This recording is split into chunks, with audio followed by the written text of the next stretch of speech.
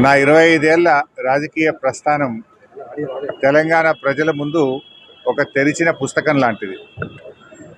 సరే, గత కొంతకాలంగా మా పార్టీ పైన, అదేవిధంగా నా పైన కొన్ని రాజకీయ పార్టీలు చేస్తున్నటువంటి వ్యాఖ్యలనే వారు కూడా చేయడం జరిగింది. అయితే ఆ వ్యాఖ్యలు వారు ఎందుకు చేశారో అది వారి విజ్ఞతకే నేను వదిలేస్తున్నాను.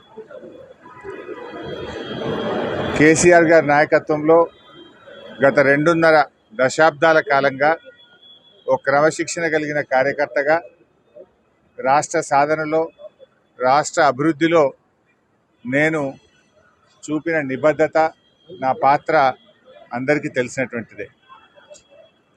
ఈరోజు రాష్ట్రంలో ఎరువులు దొరకక ఒకవైపు రైతులు గోసపడతా ఉన్నారు, మరొక వైపు వరద ప్రాంతాల ప్రజలు అనేక ఇబ్బందుల్లో ఉన్నారు.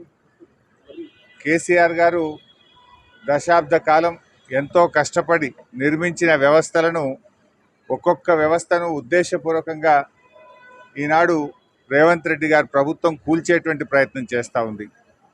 సో ఇటువంటి పరిస్థితుల్లో కష్టాల్లో ఉన్న ప్రజల్ని ఆదుకునే విషయంలో, తెలంగాణ ద్రోహుల చేతుల్లో నుంచి ఈ రాష్ట్రాన్ని కాపాడుకునే విషయంలో మా దృష్టి అంతా ఉంటుంది.